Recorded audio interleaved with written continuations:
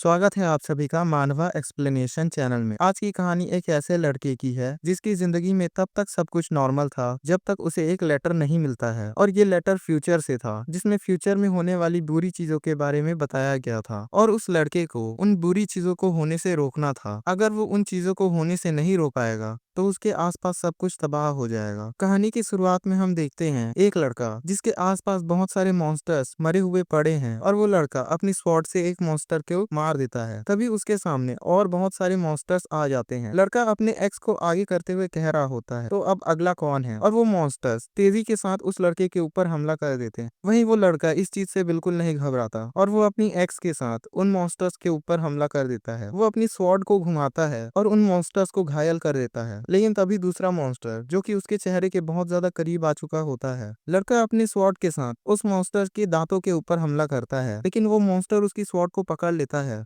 और उसे पीछे की ओर ढकेल देता है और लड़का पीछे की ओर घिसटते हुए दूसरे मॉन्स्टर की करीब पहुंच जाता है। लड़का तभी अपने एक्स के साथ उस दूसरे मॉन्स्टर के सर पर हमला करता है, जिससे वो मॉन्स्टर बुरी तरह से खून से लथपथ हो जाता है। वहीं पहला मॉन्स्टर जो कि उस लड़के को एक पेड़ पे ले जाके पटकता है और तभी वो लड़का अपने एक्स के साथ उस मॉन्स्टर के ऊपर हमला कर देता है और उस मॉन्स्टर को वहीं मार देता है। लड़का सोचता है इस सन ऑफ बिच का थैंक्स, इसके कारण मुझे ये रियलाइज हो गया है कि वो लेटर बिल्कुल रियल था, तो इस कारण से मेरे पास अब आगे कोई भी रीजन नहीं है तुम्हें आगे जिंदा छोड़ने का। आगे सीन चेंज होता है और हम उसी लड़कों को देते हैं। इसका नाम है IAN पेडियम। ये सॉर्ट्समैन डिपार्टमेंट का 3rd ईयर का स्टूडेंट है। वो लड़का चिल्ला रहा होता है फाइनली मिड टर्म्स ओवर हो गए, मैंने इस डैम एकेडमी के अंदर सरवाइव करने में वापस से कामयाबी पा ली है। तभी पीछे से एक लड़की कहती है ये सिर्फ मिड टर्म्स थे, तुम्हें इस चीज को बहुत बड़ा दिखाने की कोई जरूरत नहीं है, तुम अभी भी एक्सपेल्ड हो सकते हो अगर तुम दूसरे एग्जाम्स में फेल हो जाते हो। ये लड़की नाइट डिपार्टमेंट की 2nd ईयर की स्टूडेंट है। इसका नाम है सेलिने हास्टे। वहीं दूसरी तरफ एक लड़का होता है जो कह रहा होता है तुम सिर्फ उसे छोड़ दो, ये अभी बहुत ज्यादा खुश है क्योंकि इसने अभी अपना बेस्ट दिया है। इस लड़के का नाम लेटो है। IAN कहता है ये बिल्कुल सही कह रहा है, यहाँ तक कि मैं स्वॉर्ड्समैनशिप में अच्छा नहीं हूँ लेकिन मैंने फुटवर्क और हॉर्स राइडिंग स्किल के साथ पास कर लिया है। लेटो कहता है अगर तुम इन सभी चीजों को करने में मैनेज कर पा रहे हो फिर भी से तुम हमेशा सिर्फ एक बैकग्राउंड कैरेक्टर की तरह एंड करोगे और तुम ग्रेजुएशन के बाद मीडियम साइज की सिटी में सिक्योरिटी गार्ड की जॉब कर सकते हो। सेलिने कहती है ये सचमुच में बहुत ज्यादा नाइस है कि तुम लोग बहुत ज्यादा केयर फ्री हो, लेकिन मेरे लाइफ के लिए ऐसा लग रहा है कि हर एक एग्जाम के साथ मेरे लाइफ की एक्सपेक्टेशन जो कि कम होती जा रही है। वही IAN कह रहा होता है मेरा मतलब ये है कि हम लोग यहाँ की बेस्ट अकेडमी में हैं। ये तो बिल्कुल साफ है कि यहाँ का कोर्स बहुत ज्यादा आसान नहीं होने वाला है। सेलिने चिढ़ते हुए कहती है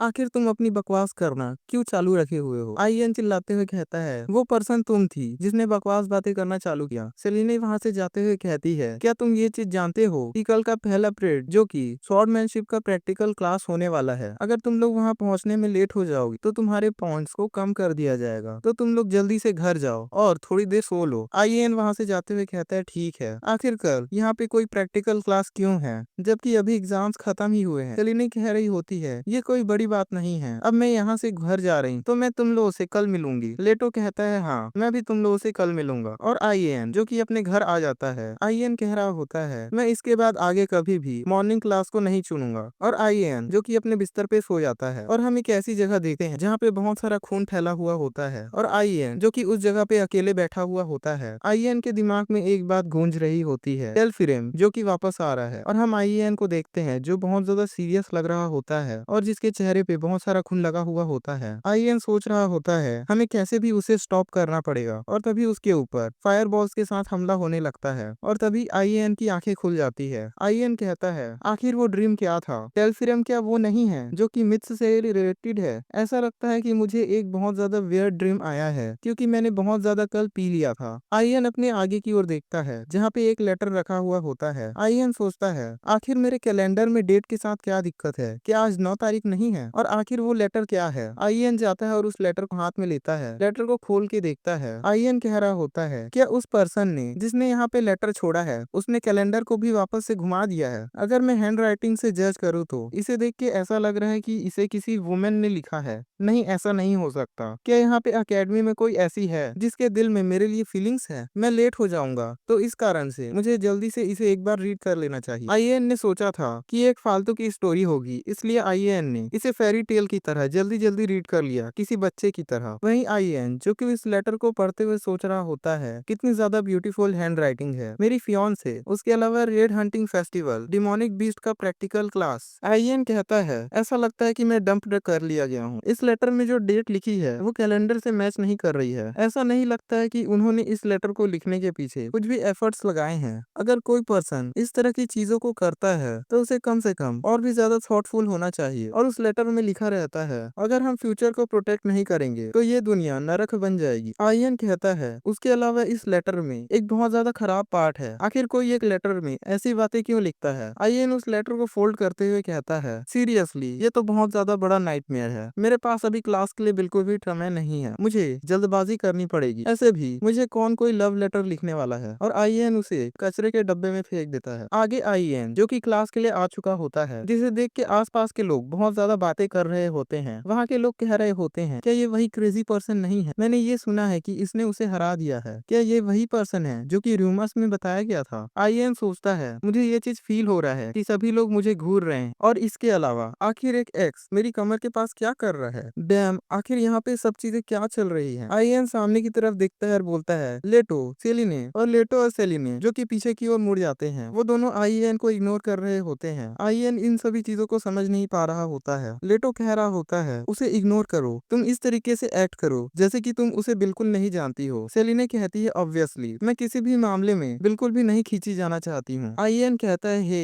क्या तुम दोनों मुझे सुन भी रहे हो? लेटो कहता है रुक जाओ। और लेटो आईएन के इधर उधर चेक करने लगता है। लेटो कह रहा होता है कल से तुम्हें काफी ज्यादा डिफरेंस दिखाई दे रहा है। वहीं आईएन कह रहा होता है हे मैं अभी ये सारी चीजें करने के बिल्कुल भी मूड में नहीं हूँ, तो मुझे बुली मत करो। लेटो इमोशनल एक्टिंग करते हुए कहता है आईएन वो इविल स्पिरिट जिसने तुम्हें पोजेस किया था फाइनली डिसअपियर हो गई। वही आईएन लेटो को दूर ढकेलते हुए कह रहा होता है इविल स्पिरिट आखिर तुम लोग किस चीज के बारे में बात कर रहे हो? सेलिने कहती है कुछ वियर्ड चीज ने तुम्हें एक हफ्ते के लिए पोजेस कर लिया था। आईएन कहता है क्या पूरे एक हफ्ते? लेकिन मुझे जो लास्ट चीज रिमेम्बर है वो ये है कि हम लोगों ने लास्ट नाइट को गुड बाय कहा था। सेलिने कहती है तो तुम्हें कुछ भी याद नहीं है? वहीं लेटो कह रहा होता है तुम हम लोगों को यहाँ पे सर्वेंट्स की तरह ट्रीट कर रहे थे पूरे एक हफ्ते तक, और हमारा रेप्यूटेशन जो कि पूरी तरह से बर्बाद हो गया है सिर्फ तुम्हारे कारण मास्टर। हम तुम्हें एक्सरसाइज के लिए ले जाने वाले थे अगर तुम हम दोनों को अपने उस एक्स के साथ डराते नहीं तो। आईएन कहता है एक्स के साथ? क्या तुम्हारा मतलब इसके साथ है? और आईएन अपने से सामने से एक एक्स निकाल के दिखाता है। सेलिना कहती है क्या तुम प्लीज उस चीज को हमसे दूर रख सकते हो? मुझे उसके कारण बहुत ज्यादा बुरे फ्लैशबैक्स आ रहे हैं। आईएन सोचता है मुझे एक इविल स्पिरिट ने पोजेस कर लिया था। क्या सचमुच में ऐसी कोई चीज मेरे साथ हुई थी? मुझे ये बिल्कुल भी याद नहीं है कि मैं किसी डेंजरस ऑब्जेक्ट या प्लेस के संपर्क में आया होऊंगा। क्या ये चीज उस नाइटमेयर से रिलेटेड है जो मैंने देखी थी? लेटो कहता है एनीवे मैं इस चीज के लिए काफी खुश हूँ कि अब वो चीज डिसअपेयर हो गई है।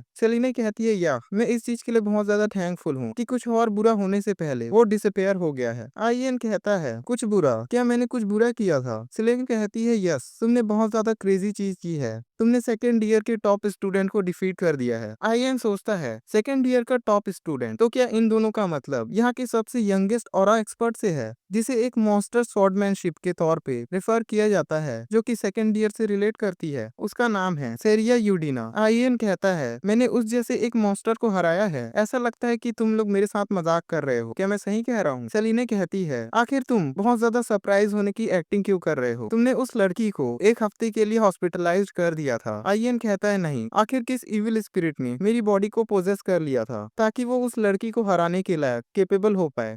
लेटो कहता है एनीवे आईएन आखिर तुम आगे उस चीज के बारे में क्या करने वाले हो? आईएन कहता है आखिर मैं किस चीज के बारे में आगे क्या करने वाला हूँ? तुम किसके बारे में बात कर रहे हो? सेलिना कहती है मैं आज के स्वॉर्डमैनशिप की क्लास के बारे में बात कर रही हूँ। क्या तुम्हें ये बिल्कुल भी याद नहीं है कि तुम आज उसका सामना वापस से करने वाले हो? आईएन इस चीज को सुन के शॉक हो जाता है। आईएन सोचता है आखिर मैं आज क्या करने वाला हूँ। और आगे हम देखते हैं एक लड़की जो कि जमीन के ऊपर पड़ी हुई होती है और अपने स्वॉर्ड तक पहुंचने की कोशिश कर रही होती है, और सामने कोई कह रहा होता है ये चीज अनबिलीवेबल है, तुम मेरे सामने 10 सेकंड से ज्यादा भी खड़ी नहीं हो पा रही और तुम सेकंड ईयर की टॉप स्टूडेंट हो। ये तो बहुत ज्यादा अनबिलीवेबल है, तुम्हारी स्वॉर्डमैनशिप तो बहुत ज्यादा मीडियोकर है। और वो आईएन होता है और आईएन उस लड़की को एक जोरदार थप्पड़ मारता है जिससे वो लड़की दूर जाके दीवार से टकराती है और इसी लड़की का नाम है सेरिया। आईएन यहीं पे नहीं रुकता है, आईएन लगातार उसके ऊपर वार करता है। वहाँ खड़े लोग बात कर रहे होते हैं, क्या सीरिया अभी तक अनडिफिटेड नहीं थी? यहाँ तक कि फोर्थ ईयर के स्टूडेंट्स उसे नहीं हरा पाए थे और आईएन किसी ऐसे आदमी के खिलाफ जीत गया। भाई आईएन सीरिया के पास जाते हुए कह रहा होता है, हे तुम इधर देखो, क्या तुम यहाँ पे थोड़ी सी सरप्राइज नहीं हो? तुमने यहाँ पे हर एक ओपनिंग के पास छोटी सी मूवमेंट की जो कि मैंने तुम्हें दिखाई थी, तुमने ये चीज बिल्कुल भी रियलाइज नहीं की कि वो एक ट्रैप हो सकता है। प्रेजेंट टाइम पे आईएन सोच रहा होता है, सभी लोगों को छोड़ के आखिर ये चीज मेरे साथ ही क्यों हुई? मुझे भी बाकी लोगों की तरह सेम क्लास के लोगों के साथ फाइट करनी चाहिए थी। ये मेरे लिए बिल्कुल ठीक होता अगर मैं किसी ऐसे का सामना करता जो कि मेरे ही क्लास में हो, लेकिन अब मैं उस आदमी का सामना करने वाला हूँ जो कि पूरी एकेडमी में अनडिफिटेड रहा हो, और वो है सीरिया यूडीना। सेलिना कह रही होती है,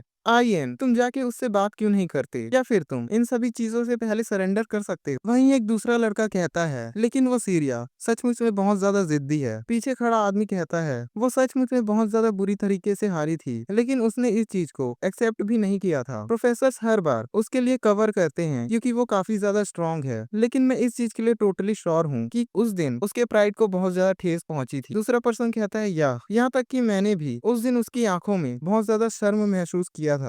पीछे खड़ा टीचर कहता है, हम लोग अब मैच स्टार्ट करने वाले हैं, तो सभी स्टूडेंट्स शांत हो जाओ। और आईएन जो कि सीरिया के सामने खड़ा होता है, टीचर कहता है, तुम लोग इस चीज को याद रखना कि ये मैच हमारे क्लास के लिए एक सब्स्टिट्यूट है और ये मैच जो कि तुम्हारे ग्रेड्स के ऊपर इफेक्ट डालेगा। आईएन सोचता है, डैम ये इविल स्पिरिट, तुम्हें कम से कम गायब होने से पहले इन सभी चीजों को हैंडल कर लेना चाहिए। तुम यहाँ पे गायब हो गए, वो भी ये सारी चीजें करने के बाद जो तुम करना चाहते थे। आखिर मैं अब आगे क्या कर सकता हूँ? ये टॉप स्टूडेंट है, तो इसके लिए कुछ मार्क को खोना बिल्कुल भी हर्ट नहीं करेगा, लेकिन अगर मैं इस क्लास में फेल हो गया तो मुझे इस एकेडमी से बाहर जाना भी पड़ सकता है, और उसके बाद ना मुझे किसी तरह का एजुकेशन मिलेगा, ना एम्प्लॉयमेंट और ना ही ट्रेनिंग। ऑल राइट, अब मुझे यहाँ पे सिर्फ तब तक की होल्ड करने की जरूरत है जब तक कि ये लड़की सेटिस्फाई नहीं हो जाती। ऐसा लगता है कि 10 मिनट यहाँ काफी होंगे, लेकिन तभी सीरिया जो कि अचानक से अटैक कर देती है और आईएन जो कि हवा में दूर उड़ता चला जाता है। आईएन जमीन पर गिरता है और सोचता है, यहाँ पे मेरा कोई भी चांस नहीं है कि मैं इसके सामने 10 मिनट तक खड़ा हो पाऊँ। मैं सिर्फ इसके वन बड़े अटैक के साथ हॉस्पिटल में पहुंच जाऊंगा, लेकिन फिर भी से अगर मैं यहाँ पे गिव अप कर देता हूँ तो ये लड़की इस चीज को एक्सेप्ट नहीं करेगी। मुझे यहाँ पे थोड़ी लंबे समय तक होल्ड करने की जरूरत है। आईएन खड़े होते हुए कहता है, तो फिर अब ये मेरी बारी है। सीरिया कह रही होती है, तुम जैसा चाहो वैसा कर सकते हो। और आईएन जो कि अटैक करने के लिए आगे बढ़ता है। आईएन सोच रहा होता है, आखिर ये क्या है? किसी कारण से मेरी बॉडी जो कि बहुत ज्यादा हल्की फील हो रही है। आखिर उस समय में क्या हुआ है जो समय मुझे बिल्कुल भी याद नहीं है? मेरी बॉडी उस तरीके से मूव कर रही है जैसा मैं चाहता हूँ। वह सीरिया जो मुस्कुरा रही होती है और अचानक से वहाँ से हट जाती है। सीरिया आईएन के हाथ में साइड से अटैक करती है, जिसके कारण आईएन के हाथ से उसकी स्वॉर्ड गिर जाती है। उसके बाद सीरिया आईएन के ऊपर लगातार अटैक करने लगती है। आईएन अपने घुटनों पे आ गया होता है और सोच रहा होता है, एक मोमेंट के लिए मैं सोच रहा था कि मैं इस लड़की को हरा सकता हूँ, लेकिन ये बिल्कुल यहाँ पे इम्पॉसिबल है। सीरिया कहती है, तो तुमने ये बात ओपनिंग जो दिखाई थी वो मेरे जानबूझकर नहीं दिखाई थी। लास्ट वीक में तुमने मुझे बहुत ज्यादा इजी के साथ पूरी बुरी तरीके से हराया था। तुम मेरे साथ इस तरीके से खेल रहे थे जैसे कि मैं कोई टॉय हूँ। आईएन कहता है, आखिरी वीक, वो लास्ट वीक, वो सचमुच में बहुत ज्यादा बुरा था।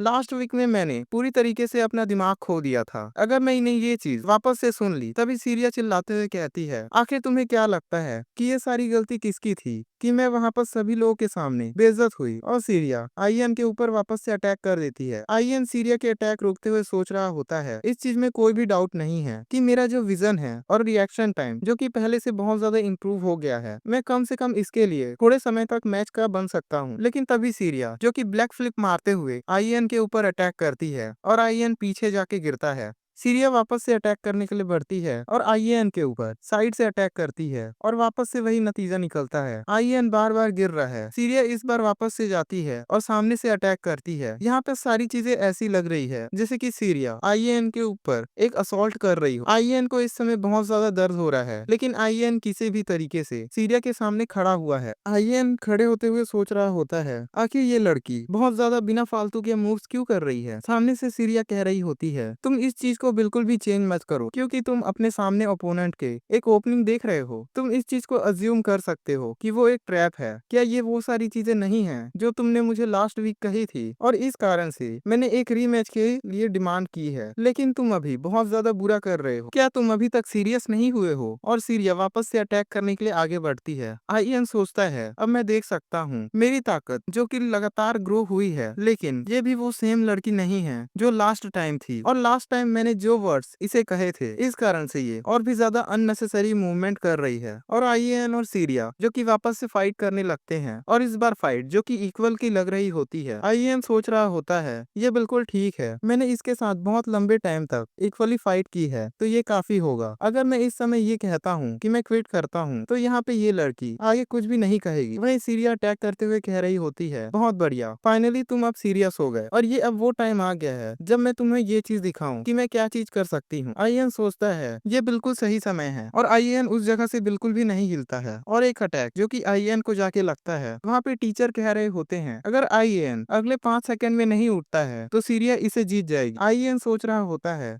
किसी चीज ने मुझे पोजेस कर लिया था, और मैंने टॉप स्टूडेंट के साथ डुअल किया। ये सारी वो चीजें हैं जो कि मेरे लाइफ में बहुत ज्यादा कम हुई हैं, और ये किसी एक अनबिलीवेबल चीज की तरह लग रहा है। टीचर कहने लगते हैं वन। आईएन अभी भी सोच रहा है फिर भी से मैंने वो सारी चीजें कर ली हैं जो इस चीज को खत्म करने के लिए काफी होंगी, और मैं वापस से एक नॉर्मल पर्सन बन गया हूँ। तभी सीरिया कहती है तुमने उस हिट को जानबूझ के अपने ऊपर लिया, क्या तुमने ऐसा नहीं किया? तुम इस चीज के बारे में बिल्कुल भी ऐसा मत सोचो कि तुम सारी चीजों को इस तरीके से सेटल कर सकते हो। मैं वापस से एक डुअल की रिक्वेस्ट करूंगी अगर चीजें इस तरीके से खत्म होंगी तो। यहाँ तक कि अगर तुम इस डुअल को रिफ्यूज करोगे या स्किप कर दोगे, फिर भी से मैं तुम्हें लगातार बार बार चैलेंज करती रहूंगी, जब तक कि मैं तुम्हें वही सेम टेस्ट नहीं करा देती जो ह्यूमिलिएशन तुमने मुझे टेस्ट कराई है। आईएन खड़े हुए तो सोचता है मैं किसी हेल में हूँ, इस तरीके से स्ट्रगल कर रहा हूँ। मुझे वो चीज बिल्कुल भी रिमेम्बर नहीं है जो ये लड़की कह रही है। क्या ये लड़की सचमुच में मुझे इस तरीके से ट्रीट करने वाली है? क्योंकि मैंने इस लड़की के साथ एक हफ्ते पहले बहुत ज्यादा बुरा बिहेव किया था। टीचर कह रहे होते हैं आईएन अगर तुम विथड्रॉ करना चाहते हो तो तुम विथड्रॉ कर सकते हो। आखिर तुम इस चीज के बारे में क्या सोचते हो? क्या तुम यहाँ पे रुकना चाहते हो? आईएन कहते हैं नहीं, मैं अभी भी फाइट कर सकता हूँ। टीचर कहते हैं ठीक है, तो फिर इस डुएल को कंटिन्यू करते हैं, तो तुम दोनों वापस से तैयार हो जाओ। सीरिया कहती है बहुत बढ़िया, हम सारी चीजों को इस तरीके से खत्म नहीं कर सकते हैं। वही आईएन सोच रहा होता है अब मैं यहाँ से बिल्कुल भी नहीं भागने वाला हूँ, मैं वापस से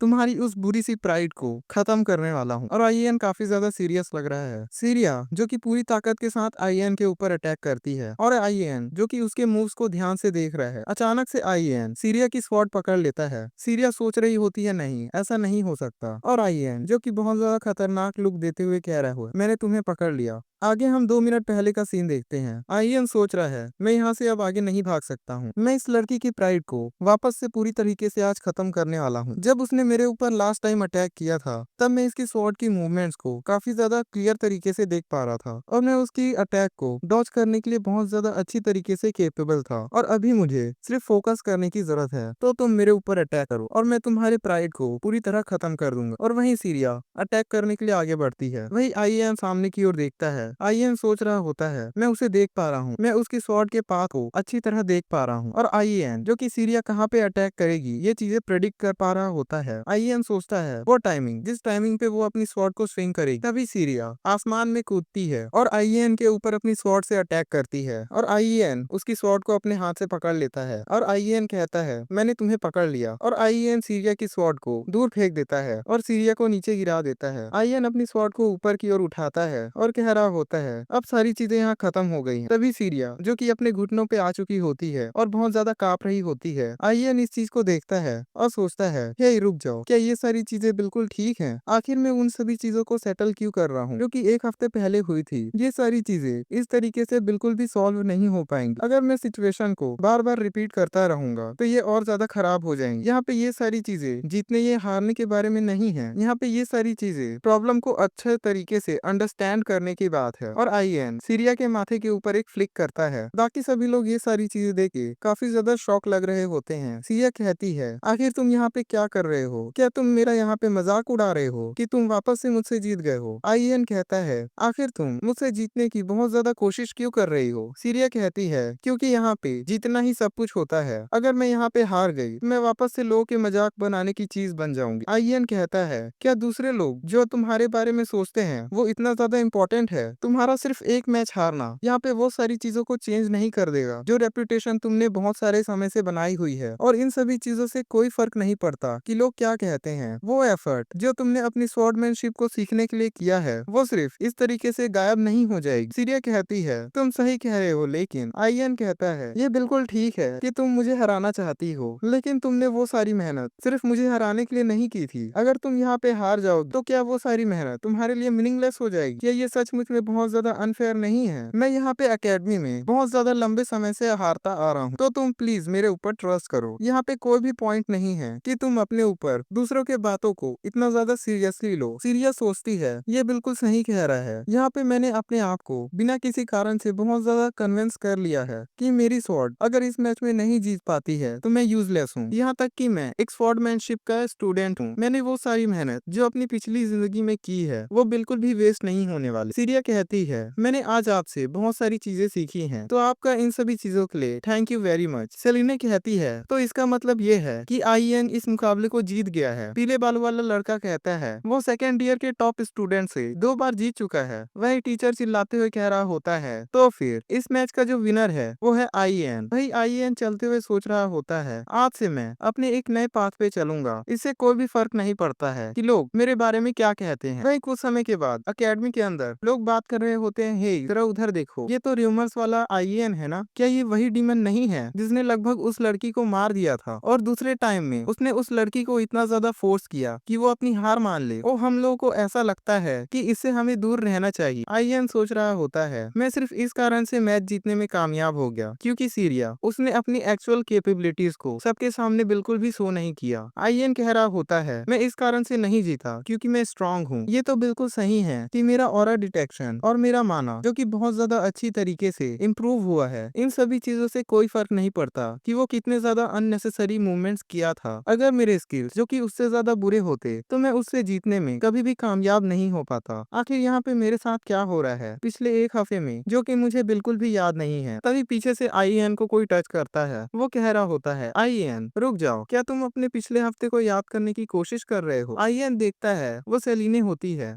आर्यन कहता है, हाँ, एंड में मुझे अभी तक ये चीजें नहीं पता है कि आखिर मैं क्यों पोजेस हो गया था। सेलिना कहती है, कैथेड्रल चर्च की सेंटेंस ने ये कहा है कि तुम बिल्कुल ठीक हो, तो मैं इस चीज के लिए श्योर हूँ कि तुम बिल्कुल ठीक हो। आर्यन कहता है, ठीक है, लेकिन यहाँ पे बहुत सारे लोग मेरे बारे में बहुत ज्यादा बुरी रूमर्स फैला रहे हैं। सेलिना कहते हैं, इसे किससे फर्क पड़ता है उन स्टूपिड रूमर्स के साथ, क्योंकि तुम हमारे लिए बिल्कुल भी बुरे नहीं बन जाओगे। इससे पहले तुम हम लोग को लो रैंकिंग नोबल्स की तरह डाउन तरीके से देख रहे थे, लेकिन अब तुम हमारे साथ बिल्कुल भी वैसा बिहेव नहीं कर रहे हो। वो चीजें मुझे बहुत ज्यादा बुरी लगती है जब मैं ये सुनती हूँ कि उसके पास एक अच्छा फेस है लेकिन फिर भी से वो कंट्री साइड नोबल्स हैं, तो इस कारण से वो बहुत ज्यादा अट्रैक्टिव नहीं है। वही लेटो कह रहा होता है, लेकिन फिर भी से इसका मतलब ये है कि वो लोग हम लोग को लाइक करते हैं। वही आईएन भी कह रहा होता है, लेटो सही कह रहा है। वही सेलिने जो कि आईएन के पैर के ऊपर पैर रखती है और कहती है, एनीवे सिर्फ तुम्हारे कारण से यहाँ पे हाई रैंकिंग नोबल्स ने हमें बुरी तरीके से ट्रीट करना बंद कर दिया है, क्योंकि वो लोग अब तुमसे डर चुके हैं कि कहीं तुम उन्हें क्रश ना कर दो। बाय द वे, क्या यो रूमर बिल्कुल सही है? आईएन कहता है, आखिर तुम किस रूमर के बारे में कह रही? यहाँ पे मेरे बारे में एक से बहुत ज्यादा रूमर्स अभी फैली हुई हैं। लेटो कहता है, यहाँ पे लोग कह रहे हैं यूडिना जो कि तुम्हें लगातार फॉलो कर रही है जब से वो तुमसे उस दिन हारी थी। सेलिने कहती है, क्या सचमुच में वो तुम्हें फॉलो कर रही है? आईएन कहता है, उस रूमर के बारे में तुम जरा मेरे साइड में देखो, लेकिन कोई रिएक्शन मत देना। और आईएन एक तरफ पॉइंट करता है पेड़ के पीछे जहाँ पे सेरिना छुपी हुई है। लेटो कह रहा होता है, क्या वो ये चीजें सोच रही है कि ये डिस्कस्टिंग चीज तुम्हारे ऊपर काम करने वाली है? सेलिने कह रही होती है, आखिर तुम यहाँ पे आईएन को फॉलो क्यों कर रही हो? क्या तुम्हें याद नहीं है कि तुम आईएन से बहुत ज्यादा बुरी तरीके से हारी हो, वो भी 2 बार। लेटो कहता है, आखिर इसने तुम्हें फॉलो करना कब स्टार्ट किया? आईएन कहता है, इस चीज को 5 दिन हो चुके हैं। ये बहुत ज्यादा अनोइंग है, मुझे ऐसा लग रहा है कि मैं पागल हो जाऊंगा। लेटो सेलिना को वहां से ले जाते हुए कह रहा होता है, तो फिर जाओ और तुम उससे अपनी बातें कह सकते हो। आईएन कहता है, ठीक है। और आईएन सीरिया के पास चला जाता है। सीरिया कह रही होती है, आखिर मुझे क्या करना चाहिए? मुझे उसे जल्द से जल्द ये सारी चीजें कह देनी चाहिए थी। आईएन कहता है, सीरिया, मैंने ये सारी चीजें नोटिस की है कि तुम मुझे कुछ दिनों से फॉलो कर रही हो। क्या यहाँ पे कुछ ऐसा है जो तुम मुझसे बात करना चाहती हो? सीरिया घबराते हुए कहती है, सीनियर आईएन, आखिर आपने मुझे कैसे देख लिया जबकि मैंने तो मास्क लगाया हुआ था? भाई आईएन सोचता है, क्या ये सचमुच में ये सोच रही है कि ये डिस्गस्टिंग चीज इसके ऊपर वर्क करेगी? सीरिया कहती है, मैं आपसे गाइडेंस के बारे में बातचीत करना चाहती क्योंकि मैं यहाँ पे और ज्यादा स्ट्रॉन्ग बनना चाहती हूँ। आईएन सोचता है, ओ तो ये अब लास्ट वीक से बहुत ज्यादा पोलाइट हो चुका है, लेकिन यहाँ पे मैं आखिर इसे क्या चीजें सिखा सकता हूँ? अगर मैं यहाँ पे मॉरल्स के बारे में बात करूँ तो ये काफी ज्यादा अलग स्टोरी है, लेकिन यहाँ पे ऐसी कोई भी चीज नहीं है जो मैं इसे यहाँ पे सिखा सकता हूँ जिससे ये और भी ज्यादा स्ट्रॉन्ग बन जाए। लेकिन इन सभी चीजों से ज्यादा इम्पोर्टेंट है मैं अपनी नॉर्मल लाइफ में वापस आने में कामयाब हो गया। मैं इसके साथ आगे और ज्यादा इन्वॉल्व नहीं होना चाहता हूँ। आईएन कहता है, सीरिया, मुझे माफ करना, लेकिन मैं इस चीज के लिए रिफ्यूज करता हूँ। सीरिया कहती है, लेकिन आप मेरे से 2 बार पहले ही जीत चुके हैं। आईएन कहता है, ये सारी चीजें मेरे स्किल्स के कारण या किसी और चीज के कारण नहीं है। तुमने सिर्फ अपने गार्ड को डाउन कर दिया था। अगर पूरी ईमानदारी से कहूँ तो यहाँ पे मेरी जीतने के पीछे सिर्फ एक रीजन था और वो था लक। सीरिया कहती है, लक भी एक बहुत बढ़िया स्किल है। अगर आप मुझे ट्रेन नहीं करना चाहते हैं तो फिर प्लीज मुझे हंटिंग फेस्टिवल तक ही ट्रेन कर दी। आईएन के दिमाग में हंटिंग फेस्टिवल घूंसता है। आईएन सोचता है, अगर मैं इस बारे में सोचूं तो उस रिडिकुलस लेटर में हंटिंग फेस्टिवल के बारे में मेंशन किया गया था। हंटिंग फेस्टिवल्स में यहाँ पे बहुत सारे इंसिडेंट्स और एक्सीडेंट्स होने वाले हैं। एमा, जो कि एल्केमी डिपार्टमेंट में से है, जो कि मेडिकल हर्ब्स को गैदर करने के लिए माउंटेन पर जाने वाली है, और उसके ऊपर अचानक से तब मेडिकल बीस्ट का अटैक हो जाएगा और लोगों ने उसे उसके स्टमक को ओपन हो चुके पाया था। सीरिया कह रही होती है, ऑफ कोर्स यहाँ पे इसका कोई भी रीजन नहीं है कि आप मेरी मदद करें, लेकिन तभी आईएन कहता है, थैंक्स टू यू, मुझे कुछ याद आ गया है जो चीज मेरे लिए अभी बहुत ज्यादा जरूरी है। और इसके अलावा अगर तुम और ज्यादा स्ट्रॉन्ग बनना चाहती हो तो तुम्हें प्रोफेसर डेरेक अपने आप को टीच करने के लिए कहना चाहिए।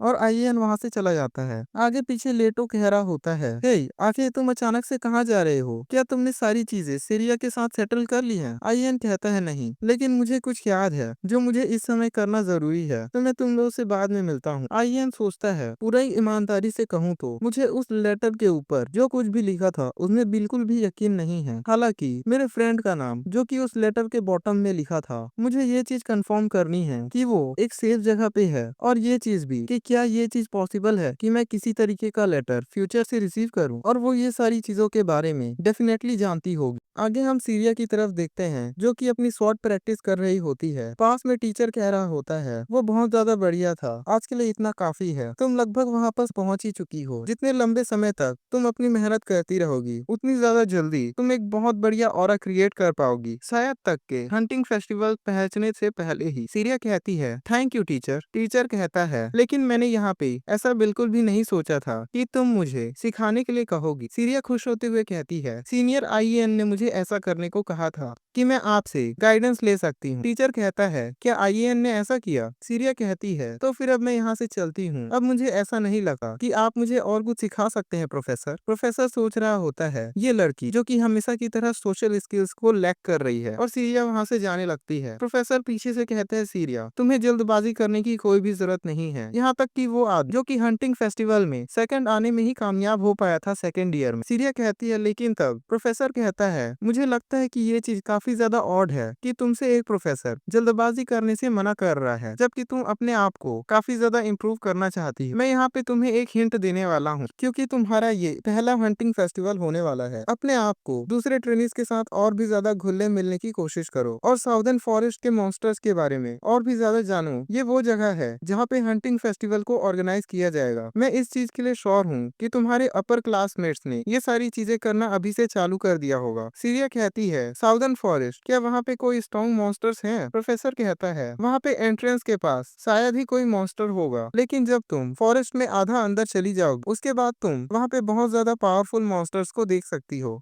सीरिया कहती है ठीक है, मैं इस चीज के लिए ट्राई करूंगी कि जो भी चीजें आपने मुझे कही है वो सारी चीजें मैं अच्छी तरह से कर पाऊँ। प्रोफेसर से कहते हैं तुम अपने थॉट्स में बहुत ज्यादा गुम मत हो जाना। हालांकि वहाँ पे जितने भी मॉन्स्टर्स हैं स्टूडेंट्स उन लोगों को हरा सकते हैं, लेकिन वहाँ पे ऐसे भी रिकॉर्ड्स हैं कि वहाँ पे टेरिबल मॉन्स्टर्स जो कि कुछ समय पहले ही दिखाई देना चालू हुए हैं, और यहाँ पे हंटिंग फेस्टिवल्स भी बहुत ज्यादा पास ही है। आगे हमें बताया जा रहा होता है क्रिएशन के समय में हेवनली गॉड्स जो कि लाइट की साइड में पैदा हुए थे, और जैसे ही डार्कनेस आई थी वैसे ही इविल गॉड ओमिलस पैदा हुआ था। हेवनली गॉड्स जो कि टाइम के फ्लो के साथ आगे बढ़ते रहते हैं और उन्होंने यूनिवर्स को क्रिएट किया है, और उनके कारण ही टाइम का फ्लो अच्छी तरह से चलता है। अगर इस टाइम के लॉ को बिगाड़ दिया जाए तो ये पूरी दुनिया एक बहुत ज्यादा बुरी जगह बन जाएगी। हेवनली गॉड्स ने टाइम के ऑर्डर को अच्छी तरह से प्रिजर्व करके रखा है, और उन्होंने काफी सारे रिस्ट्रिक्शंस लगा के रखे हैं ताकि कोई भी गॉड टाइम के साथ छेड़छाड़ ना कर सके। यहाँ पे बहुत से कम गॉड्स हैं जो उन सभी रूल्स को ब्रेक कर सकते हैं। अगर कोई उन रूल्स को ब्रेक करता है तो वो एनिमी गॉड्स का एनिमी बन जाता है, और वो सारे गॉड्स जो कि बहुत ज्यादा पावरफुल हैं, लेकिन उन पावरफुल गॉड्स का एक एनिमी है जो कि उनके जितना ही पावरफुल है, और वो है डेल्फिलम। क्या तुम्हें अब सारी चीजें समझ आ गई? और हम एक लड़की को देखते हैं। आइयन कहता है हाँ, लेकिन थोड़ा थोड़ा। इस लड़की का नाम एमा है। एमा कहती है तुम वो पर्सन हो जिसने मुझे यहाँ पे जगाया है, यहाँ तक कि मैं पूरी रात जागी हुई थी फिर भी से मैं तुम्हारे लिए जाग गई। मैंने वो सारी चीजें तुम्हें एक्सप्लेन कर दी जिसके लिए तुमने मुझे कहा था, और इसके अलावा तुम सिर्फ यहाँ आए नहीं थे बल्कि तुमने दरवाजे को भी बहुत जोर से ठोका था, और तुम पिछले 1 महीने से मुझसे मिलने से भी नहीं आए थे, और जब तुम यहाँ पे आए तब तुम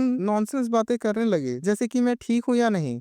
ऐसा लगता है कि तुम्हें सचमुच में थोड़े कॉमन सेंस सीखने की जरूरत है। तुम हमेशा बहुत सारी चीजों के ट्रैक्स को छोड़ देते हो जब तुम किसी चीज के ऊपर फोकस करते हो। तो आइयन कह रहा होता है कम ऑन, तुम इन सभी की बातों को भूल जाओ। क्या हम दोनों दोस्त नहीं है? एमा कहती है दोस्त, यहाँ तक कि तुम सिर्फ तभी आते हो जब तुम्हें मेरी यहाँ पे किसी चीज में जरूरत होती है। आइयन कह रहा होता है मुझे माफ कर दो, मैं ये चीज जानता हूँ कि मैंने तुम्हें गलत टाइम पे उठा दिया, लेकिन क्या फिर भी से तुम मुझसे अच्छी तरह मैनर्स के साथ बात कर सकती हो जैसे यूजुअली करती हो? हे देखो, मुझे माफ कर दो, लेकिन क्या तुमने जो चीजें मुझे एक्सप्लेन की क्या तुम उसे और छोटी सिंपल तरीके से एक्सप्लेन कर सकती हो? एमा कहती है वेल कम से कम तुम सॉरी कह रहे हो तो फिर ठीक है, मैं तुम्हें ये सारी चीज एक बार वापस से एक्सप्लेन करती हूँ। अगर तुम टाइम के अगेंस्ट जाने की कोशिश करते हो तो तुम्हें बहुत ज्यादा इमेंस स्ट्रेंथ की जरूरत है। आइयन कहता है अब मुझे समझ आने लगा है, और यहाँ पे पूरी दुनिया में सिर्फ एक ही पर्सन है जो कि इतना ज्यादा पावरफुल है, और वो बिंग है डेल्फिलम, इविल गॉड का सर्वेंट। आइयन कहता है तो तुम मुझे ये कह रही हो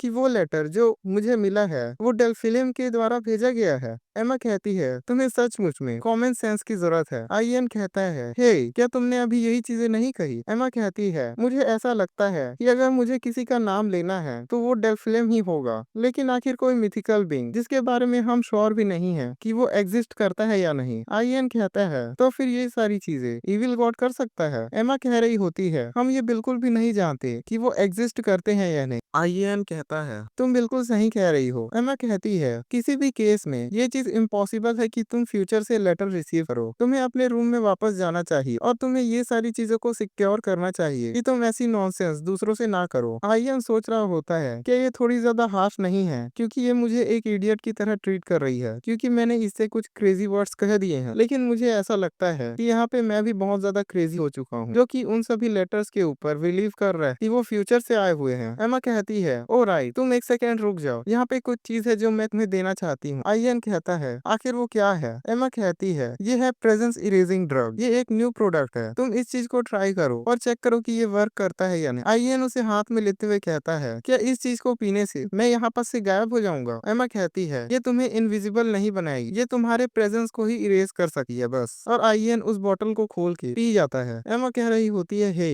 आखिर तुम क्या कर रहे हो? आइयन कहता है इसका टेस्ट बहुत ज्यादा बुरा है। एमा कहती है आखिर तुमने इस चीज को अभी क्यों पी ली? ये बहुत ज्यादा वैल्यूएबल है, क्या तुम्हें पता है? आइयन कहता है मुझे यहाँ पे सिर्फ ये चीजें देखने की जरूरत है कि ये चीजें वर्क करती है या नहीं। क्या मैं सही कह रहा हूँ? तो तुम इस चीज को ट्राई करो कि 1 सेकंड के लिए अपनी आंखें बंद करो और मेरी प्रेजेंस को फील करने की कोशिश करो। एमा कहती है ओके ठीक है, जितने ज्यादा टेस्ट रिजल्ट होंगे उतने ज्यादा बेहतर होगा। तो फिर ठीक है, मैं अपनी आंखों को बंद कर रही हूँ और तुम्हारी प्रेजेंस को फील करने की कोशिश कर रही हूँ। तभी आइयन सोचता है दिस इज, ये चीजें मैं अपने वर्ड से भी नहीं कह पा रहा हूँ, लेकिन मैं अपनी खुद की प्रेजेंस को फील नहीं कर पा रहा हूँ। मुझे ऐसा ऐसा लग रहा है जैसे कि मैं यहाँ पे एक भूत में बदल गया। और आईएन जो कि एमा के आसपास घूमने लगता है। आईएन सोच रहा होता है अगर मैं छुपने के बाद बिल्कुल शांत रहूंगा तो ये मुझे एक बहुत ज्यादा एडवांटेज दे देगा हंटिंग फेस्टिवल के दौरान। और तभी एमा जो कि आईएन के कॉलर को पकड़ लेती है। आईएन कह रहा होता है आखिर तुमने मुझे कैसे खोज लिया। एमा आईएन को छोड़ते हुए कहती है ये बिल्कुल भी अच्छा नहीं है, मैंने इस चीज को नहीं सोचा था। आईएन कहता है आखिर तुम्हारे कहने का क्या मतलब है, आखिर ये चीज ज्यादा अच्छी क्यों नहीं है। एमा कहती है क्योंकि तुम्हारे बॉडी ऑर्डर के कारण तुम्हारे पास कोई भी प्रेजेंस नहीं है, लेकिन तुम्हारा बॉडी ऑर्डर जो मैं अभी भी फील कर सकती हूँ। आईएन कहता है मेरा बॉडी ऑर्डर। एमा कहती है यहाँ पे हर एक पर्सन के पास उनका बॉडी ऑर्डर होता है जिस चीज को वो लोग खुद कभी स्मेल नहीं कर सकते हैं। ये चीज मुझे कभी भी समझ नहीं आई थी जब मैं इस चीज को सिर्फ अपने ऊपर टेस्ट कर रही थी। आईएन वहाँ से जाते हुए कहता है तो फिर ठीक है मैं यहाँ से चलता हूँ, तुम्हें गुड लक। आखिर मैं तुम्हारे बारे में चिंता क्यों कर रहा हूँ जबकि तुम इंसेनली स्ट्रांग हो। एमा कह रही होती है क्या तुम वापस जा रहे हो अभी। आईएन कहता है क्योंकि मैं अब ये जानता हूँ कि तुम बिल्कुल ठीक हो और उसके अलावा मैंने तुम्हारा टेस्ट भी दिला दिया है जो कि उस ट्यूब में था और मैं उस ट्यूब को लेके जा रहा हूँ ताकि मैं उसकी रिसर्च फॉरेस्ट में कर पाऊँ और उसकी रिपोर्ट मैं तुम्हें वापस आने के बाद दे दूंगा। आईएन पीछे मुड़ते हुए कहता है ओ राइट, इसके अलावा तुम फॉरेस्ट में अकेले अंदर मत जाना जब तक कि हंटिंग फेस्टिवल खत्म नहीं हो जाता है। अगर तुम्हें कहीं भी जाना हो तो तुम मुझे बुला सकती हो क्योंकि मैंने यहाँ पे सुना है कि यहाँ पे बहुत सारे मॉन्स्टर्स जो कि स्ट्रेंज तरीके से बिहेव कर रहे हैं आजकल। एमा ब्लश करते हुए कहती है तो इसका मतलब है ओके, तो इसका मतलब ये है कि तुम्हें अच्छी तरीके से यूज करने का समय आ गया है। वहीं आईएन जाते हुए कहता है हाँ क्योंकि मैं बिल्कुल फ्री हूँ तो तुम मेरा अच्छी तरह इस्तेमाल कर सकती हो ओके। और कुछ समय के बाद सूरज ढल जाता है। आईएन उस लेटर को देखते हुए कह रहा होता है डैम इट, आखिर वो बंदा कौन है जो लगातार मुझे ये लेटर सेंड कर रहा है। एनीवे मैंने उसे पहले ही वार्न कर दिया है कि वो अकेले कहीं भी बाहर ना जाए, तो मेरे ख्याल से वो बिल्कुल ठीक रहेगी। तभी उसके कमरे में लेटो आता है जो कहता है हे आखिर तुम कुछ समय पहले कहाँ भाग गए थे, सिर्फ तुम्हारे कारण से मुझे उस फ्यूरियस सेलिने को बहुत ज्यादा काम डाउन करने में मेहनत करनी पड़ी। आईएन कहता है तुम बिल्कुल अच्छी समय पे आए हो, क्या तुम्हें ये बिल्कुल पता है कि एमा ने वहाँ पे कितना ज्यादा मेरा मजाक उड़ाया, वो भी सिर्फ तुम्हारे लेटर्स के कारण। लेटो कहता है लेटर्स, आखिर तुम क्या कह रहे हो, तो तुम एमा से मिलने गए थे, आखिर वो कैसी है। आईएन कहता है उन सभी चीजों के बारे में भूल जाओ, मैंने अभी ये कहा कि तुम मुझे बेवकूफ बना रहे हो इस समय, लेकिन तुम मुझे वापस से ये बिल्कुल मत कहना कि कोई यहाँ पे मरने वाला है, ये चीज बहुत ज्यादा हो जाती है। लेटो कहता है मैंने तुम्हें अभी ये चीज पूछा कि एमा क्या कर रही है, तो तुम यहाँ पे नॉनसेंस बातें क्यों कर रहे हो। और हम एमा की तरफ देखते हैं जहाँ पे एमा के चेहरे पे बहुत सारा खून लगा हुआ होता है और वो खून में भीगी हुई पेड़ से टिकी हुई होती है। वहीं लेटो और आईएन जिनकी आवाज आ रही होती है आखिर एमा कैसी है, वो बिल्कुल ठीक है, आखिर वो बिल्कुल ठीक क्यों नहीं होगी। अगला सीन हम हॉस्पिटल का देखते हैं जहाँ पे एमा जिसकी हालत काफी ज्यादा खराब है एक बेड पर लेटी हुई है और उसी के पास में एक लड़की खड़ी है जो कह रही है गॉड तुम्हारे साथ रहे, ये होली नेशंस की तरफ से तुम्हारे लिए एक ग्रीटिंग्स है। और पास में ही आईएन और लेटो खड़े होते हैं जो प्रे कर रहे होते हैं। वो लड़की उन्हें बताती है कि हमने इसे फॉरेस्ट के एंट्रेंस में खोजा है, स्काउट्स के हिसाब से ये काम किसी मॉन्स्टर ने किया है। मॉन्स्टर ज्यादातर उस जगह पे दिखाई नहीं देते हैं, इस कारण से इसने अपने गार्ड को काफी ज्यादा डाउन कर दिया था। जैसा कि उन लोगों ने बताया इसने एक पोशन को ड्रिंक कर लिया था जिसके कारण उस मॉन्स्टर को ऐसा लगा कि ये पहले ही मर चुकी है। इस कारण से लोगों ने उसे बाद में खोज निकाला और इसकी लाइफ को बचा लिया। आईएन कहता है सेंटेंस, अगर आप यहाँ पे अपनी डिवाइन पावर का इस्तेमाल करती हैं। सेंटेंस कहती है डिवाइन पावर वो इतनी ज्यादा पावरफुल नहीं है, अगर तुम हमें कोई ऐसी चीज देते हो जिसकी वैल्यू काफी ज्यादा ऊपर हो तो हम एक मिरेकल को परफॉर्म कर सकते हैं। लेकिन आईएन कहता है आपको ये चीज पता होगी कि एक हर्बलिस्ट की डॉटर जिसके पास बहुत ज्यादा एक्सपेंसिव रिसोर्सेज नहीं है। सेंटेंस कहती है जो चीज आप ऑफर करते हैं उसकी मॉनेटरी वॉल्यूम को कंसीडर नहीं किया जाता है, न ही उसकी डिफिकल्टी को देखा जाता है कि आपको उसे पाने में कितना ज्यादा मेहनत करना पड़ा है। ये बहुत ज्यादा अनफॉर्चुनेट है, लेकिन आप यहाँ पे उन सभी चीजों को प्रिपेयर करने में इस समय केपेबल नहीं है। एमा के फादर जल्दी ही यहाँ पे आ जाएंगे, ये तुम्हारे लिए बहुत ज्यादा डिफिकल्ट होने वाला है कि तुम्हें ये सारी चीजें उसे एक्सप्लेन करनी पड़ेगी। लेकिन अगर तुम यहाँ पे रह के उनसे बात करना चाहते हो तो ये बिल्कुल ठीक है, लेकिन अगर तुम यहाँ से जाना चाहते हो तो तुम यहाँ से जा सकते हो। आईएन कहता है नहीं, मैं यहीं रुकूंगा, मैं वो लास्ट पर्सन था जो एमा से मिला था इन सभी चीजों से होने से पहले। मुझे उन्हें ये चीज बतानी होगी कि ऐसा भी हो सकता है कि हम लास्ट समय इस बार मिल रहे हो। सेंटेंस कहती है यहाँ पे किसी की भी गलती नहीं है, तो तुम अपने आप को ब्लेम मत करो, मैं यहाँ पे प्रे करूंगी कि एमा जल्दी ही अपने होश में आ जाए। आगे कमरे के बाहर लेट जो कि दीवार पे एक मुक्का मार रहा है और कहता है डैम इट, आखिर एक मॉन्स्टर फॉरेस्ट के एंट्रेंस में क्यों अपेयर हो गया। अगर वो मॉन्स्टर वहाँ पे दिखाई नहीं देता तो वो जरूर वहाँ से भाग निकलते। आईएएन कहता है लेटो। तभी आईएएन को एक आवाज सुनाई देती है, कोई रोते हुए कह रहा होता है मेरी डॉटर एमा। आईएएन देखता है कि एमा का फादर वहाँ पे पहुंच गया है। आईएएन कहता है क्या आप एमा के फादर हैं। एमा का फादर कहता है क्या तुम मेरी बेटी को जानते हो, प्लीज हमारी मदद करो यंग मास्टर, प्लीज कम से कम मुझे अपनी एमा का फेस देखने के लिए हाइजीनिक पर्पस के रीजन के कारण यहाँ पे एमा के फादर को एमा को नहीं देखने दिया जा रहा है। और यहाँ पे ऐसा कुछ भी नहीं है जो आईएएन और लेटो कर सकते हैं। अगर आईएएन और लेटो के पास यहाँ पे एक स्ट्रॉन्ग बैकअप होता या फिर उन लोगों के पास इतनी ज्यादा मनी होती कि वो ऑफर में दे सकते तो यहाँ पे वो कुछ कर पाते। लेकिन क्योंकि वो दोनों सिर्फ कंट्री साइड के नोबल्स हैं तो उन लोग यहाँ पे सिर्फ ये कर सकते हैं कि एमा के फादर को संतावना दे कि प्रीस्ट काफी ज्यादा अच्छी तरीके से अपना काम कर रहे हैं और वो जल्दी ही एमा को हील कर देंगे। आईएएन कहता है एक्सक्यूज मी सर, कल एमा ने मुझे ये चीज दी थी। और आईएएन वही लिक्विड की बोतल निकाल के दे रहा होता है। आईएएन आगे कहता है ये एक न्यू पोशन है। एमा को काफी ज्यादा प्राउड था कि उसने ये पोशन को डेवलप किया है। आपको वो पर्सन होना चाहिए जो अपनी डॉटर की अचीवमेंट को पकड़ सके। एमा का फादर कहता है नहीं, प्लीज यंग मास्टर इसे अपने लिए यूज कीजिए और एक्सचेंज में प्लीज मेरी एमा को कभी भी मत भूलिएगा, मेरी डॉटर को कभी भी मत भूलिएगा। आईएएन सोचता है क्या सचमुच में यहाँ पे मैं कुछ भी नहीं कर सकता हूँ। नहीं, मैं यहाँ पे इन सभी चीजों को होने से पहले रोक सकता था अगर मैं उस लेटर को सीरियसली लेता। तो अगर मैं वहाँ पास एमा को एक बहुत ज्यादा खतरनाक वार्निंग दे देता ताकि वो अपने कमरे से बाहर ना आए तो फिर मैं इन सभी चीजों को रोक सकता था। ये चीज बिल्कुल भी नहीं जानता हूँ कि ये लेटर सचमुच में फ्यूचर से बिलोंग करता है और ना ही मैं यहाँ पे ये जानता हूँ कि इस लेटर में जो लिखा है वो सच है या झूठ। लेकिन ये चीज बिल्कुल सच है। मुझे ये चीज फील हो रहा है कि मुझे उस समय उस लेटर को पूरी तरीके से इग्नोर नहीं करना चाहिए था और मुझे किसी भी तरीके से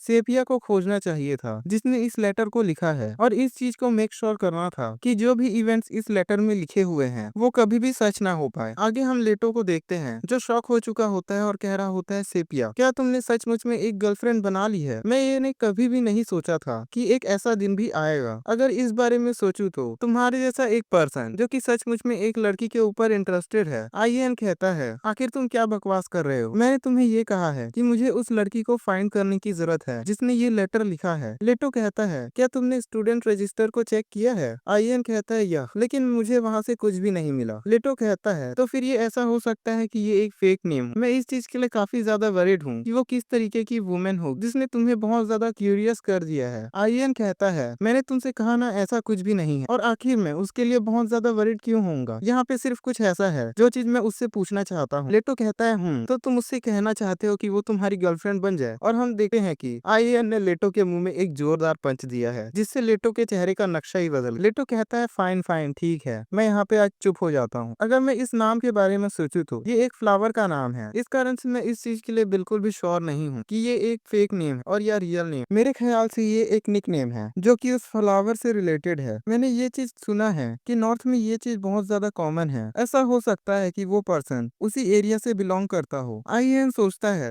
नॉर्थ का एरिया क्या वो टेरिटरी यूडिया फैमिली की नहीं है। लेटो कहता है एनीवे मैं यहाँ पर स्लो से पता करने की कोशिश करता हूँ। लेकिन अगर यहाँ पे हम नॉर्थ से रिलेटेड किसी पर्सन की बात कर रहे हैं तो मेरे दिमाग में सिर्फ एक ही पर्सन आता है और वो पर्सन है तुम्हारा क्रेजी फैन। और वो दूसरी ओर देखते हैं जहाँ पे सेरिया पेड़ के पीछे से छुप के आईएएन को देख रही है। आईएएन कहता है अगर मैं इस बारे में सोचूं तो मेरे दिमाग में भी पहला पर्सन यही आया था। लेटो कहता है पहली फैमिली जो मेरे दिमाग में आती है जो कि नॉर्थ के स्नो कवर्ड इलाके में रहती है वो यूर्डिना फैमिली है। लेकिन मैं ये बिल्कुल भी नहीं जानता हूँ कि आखिर वो तुम्हें एक लव लेटर क्यों भेजेगी, वो भी सिर्फ एक फेक नेम के साथ। वो तुमसे इस बारे में डायरेक्टली बात भी तो कर सकती है। आईएएन कहता है तुम यहाँ से चले जाओ। और हम आगे देखते हैं जहाँ पे सीरिया एक बैग आईएएन को देते हुए कहती है ये कंपनसेशन है मुझे सिखाने के लिए। आईएएन उस बैग को देखते हुए कहता है होल्ड ऑन, आखिर किस तरीके का कंपनसेशन। और आईएएन सोचता है इसके अंदर बहुत ज्यादा गोल्ड है। मैं इस चीज के लिए श्योर हूँ कि ये 200 गोल्ड से ज्यादा होगा। सेपिया कहती है जब मैंने आपसे आपके गाइडेंस के लिए पूछा था तब मुझे ये बाद में रियलाइज हुआ कि ये काफी ज्यादा बैड मैनर्स है कि मैं आपको रिटर्न में कुछ भी ऑफर नहीं कर रही हूँ। आईएएन कहता है ये उस समय बिल्कुल भी रूड नहीं था और मैं इस गोल्ड को जो कि इतना ज्यादा लार्ज अमाउंट में है एक्सेप्ट नहीं कर सकता हूँ। लेकिन आखिर तुम मेरे गाइडेंस के लिए इतनी ज्यादा डेस्परेट क्यों हो। सीरिया कहती है क्योंकि मुझे ऐसा लगता है कि यहाँ पे और ऐसा कोई भी पर्सन नहीं है जिससे मैं यहाँ पे कुछ भी सीख सकती हूँ। आईएएन सोचता है मैंने ये सोचा था कि ये पहले से थोड़ी बेहतर बेहतर हो गई है, लेकिन मुझे लगता है कि ये सिर्फ मेरे सामने ही थोड़ी बेहतर हुई है। यहाँ पे ऐसे बहुत सारे पीपल्स हैं जिनसे तुम सीख सकते हो कि तुम्हें कैसी ट्रेनिंग करनी चाहिए, जिन लोगों को तुम कभी हरा नहीं पाए। लेकिन सीरिया के लिए, जैसा कि मैंने पहले भी कहा है, मेरे पास इस तरीके की एबिलिटी नहीं है कि मैं किसी इस तरीके के पर्सन को कुछ भी सिखा सकूं। आईएन कहता है, इसके अलावा क्या तुम अपने आप में ही काफी ज्यादा बेहतर नहीं कर रही हो? यहाँ तक कि अगर मैं तुम्हें कुछ भी नहीं सिखाता हूँ तो मैं इस चीज के लिए बिल्कुल श्योर हूँ कि तुम अपने आप ही हायर लेवल्स को रीच कर लोगी। सीरिया कहती है, हंटिंग फेस्टिवल, अगर मैंने इस साल के हंटिंग फेस्टिवल को मिस कर दिया तो मेरे पास इसके बाद कोई दूसरा चांस नहीं होगा। आईएन सोचता है, रुक जाओ, हंटिंग फेस्टिवल, लेटर में ये चीज भी लिखा था कि सेफिया भी उस हंटिंग फेस्टिवल में पार्टिसिपेट करेगी। सीरिया कह रही होती है, अगर मैं जल्दी ताकतवर नहीं बनी। तभी आईएन उसके कंधे पे हाथ रखता है। आईएन कहता है, सीरिया चलो हम दोनों साथ में ट्रेनिंग करते हैं। भाई आईएन सोच रहा होता है, मुझे इस चीज को फाइंड करने की जरूरत है कि क्या सीरिया ही सेपिया है। और उसके बाद आईएन और सीरिया जो कि साथ में ट्रेनिंग करने लगते हैं। उन दोनों को साथ में ट्रेनिंग करते कुछ दिन हो जाते हैं, लेकिन आईएन ये बिल्कुल भी नहीं जान पाता है कि क्या सीरिया ही सेपिया है, और ना ही ये चीज वो कभी सीरिया से पूछता है। लेकिन इस बीच में आईएन को काफी सारी चीजें सीखने को मिलती है। पहली चीज आईएन को ये पता चलती है कि सीरिया को सोशल स्किल्स बिल्कुल भी नहीं आती है, और इसका निकनेम जो कि रूड यूर्डिना है, लेकिन उसे ये नेम किसी बुरे इंटेंशन के कारण नहीं मिला है। ये लड़की सचमुच में दूसरे लोगों से इंटरेक्ट करने में बहुत ज्यादा बुरी है। और दूसरी चीज ये है जो आईएन को पता चली है कि सीरिया जिसे रेस्ट करने का मीनिंग बिल्कुल भी नहीं पता है। आईएन ने ये बात पहले भी सुनी है कि हाई रैंकिंग नोबल्स जो कि बिना किसी रेस्ट के लगातार ट्रेनिंग करते रहते हैं, और वो अपने आप को ठीक करने के लिए हीलिंग पोशंस को ड्रिंक करते हैं। और सीरिया जो कि उन्हीं लोगों की तरह है। और हम कुछ समय बाद देखते हैं जहाँ पे सीरिया जो कि एक रॉक के ऊपर बैठी हुई होती है, वही आईएन उससे सामने झुका हुआ होता है और कह रहा होता है, क्या तुम ठीक हो? सीरिया कहती है, मैं ठीक हूँ। मेरे ख्याल से ये चीज सिर्फ एक सिंगल पोशन के साथ हील हो जानी चाहिए। और हम देखते हैं कि सीरिया के पैरों में चोट लगी हुई होती है। आईएन कहता है,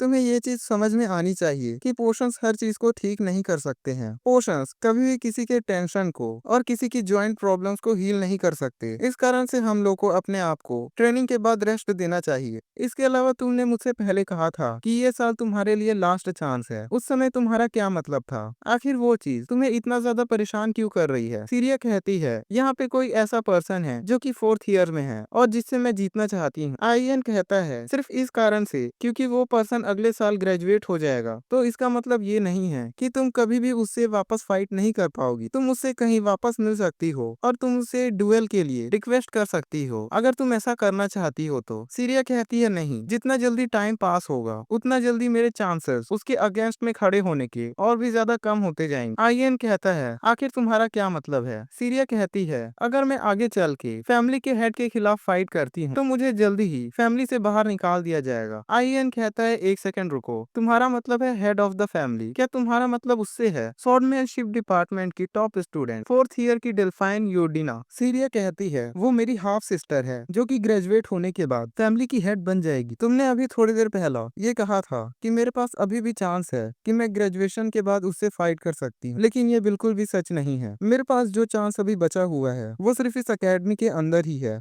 और हम सीरिया की यादों में देखते हैं जहाँ पे सीरिया जो कि जमीन पे पड़ी हुई होती है, सीरिया सोच रही होती है 1 वर्सेस 1 के रूल को ब्रेक करना बहुत ज्यादा अनफेयर है। वही सामने एक लड़की होती है जिसका चेहरा नहीं दिख रहा होता है। वो कहती है, मैं तुम्हें प्रेज करती हूँ, तुमने मुझसे तब भी फाइट की जबकि तुम्हारे पास कोई अलायंस नहीं है, लेकिन तुम हमेशा इस चीज को याद रखना, लोगों को इकट्ठा करना और उन्हें अपने हिसाब से इस्तेमाल करना वो भी एक स्किल होती है। सीरिया सोचती है, यूर्डिना फैमिली में सभी के सभी मेरी सिस्टर की साइड पे हैं। यहाँ पे ऐसा बिल्कुल भी नहीं हो सकता कि मैं किसी तरीके की ग्रुप या किसी तरीके के अलायंस बना पाऊँ। यहाँ पे सिर्फ मैं एक चीज कर सकती हूँ कि मैं अलग से अपने अलायंस को क्रिएट करूं। और हम प्रेजेंट टाइम में देखते हैं जहां आईएन कहता है, ये हो गया, अब तुम बड़ी आसानी के साथ मूव कर पाओगी। सीरिया सोच रही होती है, अगर ये पर्सन जो कि मेरे अलायंस में से एक बन जाएगा तो काफी ज्यादा अच्छा होगा, शायद मुझे इसे अपने अलायंस के लिए पूछना चाहिए। आगे हमें फेस्टिवल के बारे में बताया जाता है। ये फेस्टिवल जो कि एम्परर एयरडलवस को बहुत ज्यादा प्यारा है और वो है हंटिंग फेस्टिवल। कुछ ऐसे मेजर इवेंट्स जो एकेडमी में किए जाते हैं। ये एक ऐसा कॉम्पिटिशन है हैं जिसमें ये देखा जाता है कि कौन सा पर्सन सबसे ज्यादा ताकतवर बीस्ट को हंट करता है। और इस फेस्टिवल के कारण ही साउदर्न फॉरेस्ट के बीस्ट को हंटिंग फेस्टिवल से पहले कोई भी हंट नहीं करता है। सीरिया, जिसे कि हंटिंग फेस्टिवल में एक पार्ट लेना है, और उसके अलावा सेपिया, जो कि हंटिंग फेस्टिवल के दौरान मेरे से काफी ज्यादा क्लोज हो जाएगी। मैं ये बिल्कुल भी नहीं जानता हूँ कि उस लेटर का मतलब क्या था, आखिर वो मुझसे किस तरीके से क्लोज हो। तभी पीछे से आवाज आती है, सेलिने कह रही होती है आई एन, चलो यहाँ से साथ में चलते हैं। आई एन कहता है आखिर तुम इतनी जल्दबाजी में क्यों हो। सेलिने हाफते हुए कहती है आई एन, क्या तुम कोई इडियट हो या ऐसे ही कुछ। आई एन कहता है आखिर ये बात तुमने कहाँ से ला दी। सेलिने कहती है नॉर्मली यहाँ पे कोई भी नहीं है जो कि उसके साथ ट्रेन करना चाहता हो जिसे उसने बीट कर दिया है। आई एन कहता है वो सिर्फ एक मैच था और उसके बाद हम लोगों ने काफी ज्यादा अच्छे तरीके से फ्रेंडशिप कर ली। सेलिने कहती है फ्रेंडशिप, क्या वो तुम्हें हर दिन हर समय फॉलो नहीं करती रहती थी। आई एन कहता है वो सिर्फ मुझसे कुछ पूछना चाहती थी और इसके अलावा वो मुझे आगे फॉलो भी नहीं कर रही है। सेलिने कहती है आखिर तुम उसकी साइड इतनी ज्यादा क्यों ले रहे हो। तभी आई एन सेलिने के चेहरे को दोनों हाथों से पकड़ लेता है। सेलिने कहती है आखिर तुम क्या कर रहे हो। आई एन सेलिने को सुनते हुए कहते हैं क्या तुमने अपना परफ्यूम को चेंज किया है। सेलिने इस चीज से ब्लश करने लगती है। वो कह रही होती है ये कोई परफ्यूम नहीं है, ये शायद तक कि मेरे न्यू टेक्सटाइल क्लींजर की सेंट हो सकती है। वही आई एन सोच रहा होता है मैंने सब्जेक्ट को चेंज बड़ी आसानी के साथ कर दिया। सेलिने आगे कहती है बाय द वे, क्या तुम्हें पता है कि आगे हमें किस प्रैक्टिकल एग्जामिनेशन का सामना करना पड़ेगा। ये मेरा पहली बार होने वाला है। आई एन कहता है ये मेरे ख्याल से कुछ एक्सप्लोर करने की तरह होगा। हम यहाँ पे फॉरेस्ट और इन्वायरमेंट के बारे में सीखेंगे। सेलिने कहती है मैं इस चीज की होप करती हूँ कि हमारे पीछे कोई मैजिकल बीस्ट नहीं पड़ जाएगा। आई एन सोचता है नॉर्मली हम लोगों को वहाँ कोई भी मैजिकल बीस्ट नहीं मिलता, लेकिन उस लेटर में लिखा था कि वहाँ पे एक मैजिकल बीस्ट का अटैक होने वाला है। वहाँ पे प्रोफेसर्स के बहुत ज्यादा अच्छे रिस्पॉन्स के कारण ज्यादातर चीजें बड़ी आसानी से रिजॉल्व हो गई, लेकिन उसका मतलब ये भी है कि वहाँ पे बहुत सारे लोग मारे भी जा सकते हैं। मुझे इस चीज को कैसे भी होने से रोकना होगा। मैं यहाँ पे एक लौता ऐसा पर्सन जो उस लेटर के वार्निंग के बारे में जानता है। आगे हम आज के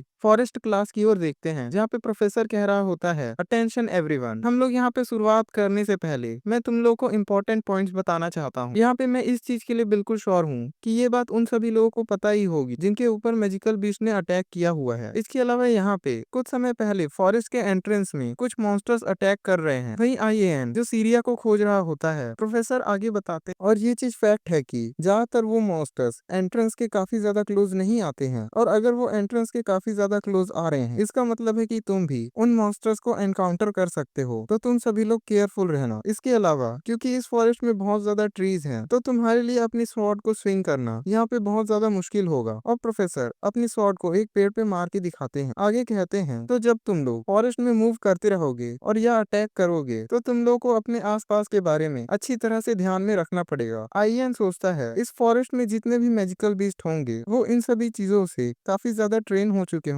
अगर हम लोगों का सामना उन मैजिकल बीस्ट से होता है तो यहाँ पे हम लोगों के लिए एक डिसएडवांटेज होगा। प्रोफेसर अपनी स्वॉर्ड को हवा में उठाते हैं और अपने ऑरा को मैनिफेस्ट करने लगते हैं। प्रोफेसर कह रहे होते हैं लेकिन अगर तुम लोग स्वॉर्ड एक्सपर्ट के लेवल को रीच कर लेते हो और अपने ऑरा को मैनिफेस्ट करना सीख जाते हो तो यहाँ पे सारी कहानी बदल जाएगी। यहाँ तक कि अगर तुम्हारी स्वॉर्ड किसी ट्री से ब्लॉक भी होती रहेगी फिर भी से अगर तुम अपनी स्वॉर्ड को स्विंग करते हो तो जो भी उसके आसपास होगा सब कुछ कट जाएगा। और प्रोफेसर एक जोरदार स्ट्राइक पेड़ पर लगाता है। प्रोफेसर आगे कहता है हालांकि इससे कोई भी फर्क नहीं पड़ता कि तुम कितने ज्यादा बढ़िया स्वॉर्ड एक्सपर्ट हो, तुम पूरी तरीके से इन्वायरमेंट को इग्नोर नहीं कर सकते हो। और हम देखते हैं प्रोफेसर के हमले से बहुत सारे पेड़ जो कि टूटे हुए होते हैं। प्रोफेसर आगे कहता है क्या तुमने इस चीज को देखा, वो सभी पेड़ इसी तरीके की सिचुएशंस में ये चीजें पता चलती है कि तुम आगे जीतोगे या हारोगे। एक स्वॉर्डमैन के लिए अपनी डिस्टेंस को बराबर मेंटेन करके रखना बहुत ज्यादा क्रूशियल चीज होती है, और इसी कारण से हम आज एक प्रैक्टिकल एंट्रेंस फॉरेस्ट एक्सरसाइज करने वाले हैं। हम ये चीज पेयर्स में करेंगे और जब तुम लोग पूरी तरीके से ट्रेन हो जाओगे तब तुम लोग अकेले इस चीज को कर सकते हो। हालांकि क्योंकि अभी कुछ देर पहले ही थोड़े इंसिडेंट्स हुए हैं तो तुम लोग को फॉरेस्ट के अंदर बिल्कुल भी नहीं जाना है। अगर तुम किसी तरीके की डेंजर को सेंस करते हो तो तुम्हारी प्रायोरिटी ये होनी चाहिए कि तुम वहां से भाग के आओ और सभी सिचुएशन इन्वेस्टिगेशन की रिपोर्ट यहाँ पे करो। आईएन सोचता है अगर उस लेटर में जैसा लिखा था कि बीस्ट का एक ग्रुप जो कि अपेयर हो जाएगा, तो इस सिचुएशन में हम लोगों को साथ रहने से काफी ज्यादा मदद मिल सकती है। इससे हम काफी ज्यादा स्ट्रेंथ बढ़ा पाएंगे और उन मॉन्स्टर्स का इजीली सामना कर पाएंगे। फिर भी इसे यहाँ पे किसी के साथ भी टीम अप कर लेना ये मेरे बिल्कुल भी काम नहीं आने वाला। और एंड में जो चीज मैं यहाँ पे कर सकता हूँ वो है प्रोफेसर को जल्द से जल्द इन्फॉर्म करना, ताकि प्रोफेसर जल्द से जल्द उस मैजिकल बीट्स को हैंडल करने के लिए वहां पहुंच सके, क्योंकि यहाँ पे कभी भी एक बैटल हो सकती है। तो ये तो बिल्कुल ऑब्वियस है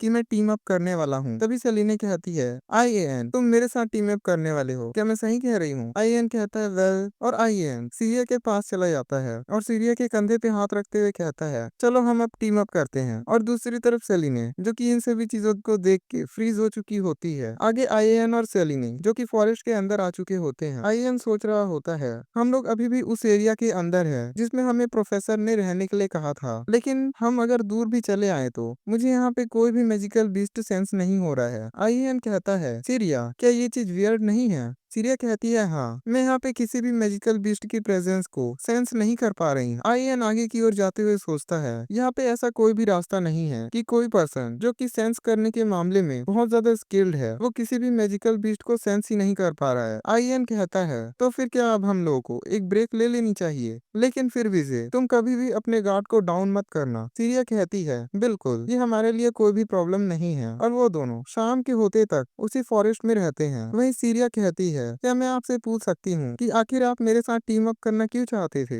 आईएन कहता है क्योंकि तुम मेरी फ्रेंड हो। क्या मैं सही कह रहा हूँ? तुम मुझे ये बिल्कुल भी मत कहना कि मैं ही एक पर्सन हूँ जो तुम्हें एक फ्रेंड की तरह कंसीडर कर रहा है। सीरिया कहती है ओ अब मुझे समझ आया सीनियर आईएन, आपके मेरे फ्रेंड बनने के बदले क्या मुझे आपको कोई चीज ऑफर करनी चाहिए? जब हम लोग डॉम्स में वापस चले जाएंगे तब मैं आपको थोड़े गोल्ड्स या कुछ और दे सकती हूँ। आईएन कहता है नहीं, ये किसी तरह की फ्रेंडशिप नहीं होगी, ये एक तरीके की ट्रांजैक्शनल रिलेशनशिप होगी। फ्रेंड्स हमेशा एक दूसरे से बात करते हैं, वो साथ में घूमने जाते हैं और उसके अलावा बहुत सारी चीजें करते हैं। तुम अपने फ्रेंड्स के साथ किसी भी चीज के बारे में बात कर सकते हो। अपने फ्रेंड्स के साथ टाइम स्पेंड करना ही बहुत ज्यादा होता है, तुम्हें मुझे कुछ देने की जरूरत नहीं है। सीरिया कहती है तो फिर अब हम फ्रेंड्स हैं तो क्या मैं आपसे एक क्वेश्चन पूछ सकती हूँ, अगर आपको बुरा ना लगे तो? आईएन कहता है बिल्कुल, आखिर तुम्हारा क्या क्वेश्चन है? सीरिया कहती है क्या आप ये सारी चीजें आपके फ्रेंड के शेक के लिए कर रहे हैं? क्या ये वही रीजन है जिसके कारण हम फॉरेस्ट के इतने अंदर तक आ गए हैं, क्योंकि आपके फ्रेंड के ऊपर मैजिकल बीस्ट ने अटैक कर चुके हैं ताकि आप उन मैजिकल बीस्ट के साथ अपना रिवेंज ले सकें? आईएन कहता है मुझे ये बिल्कुल भी नहीं पता। सीरिया कहती है तो फिर क्यों?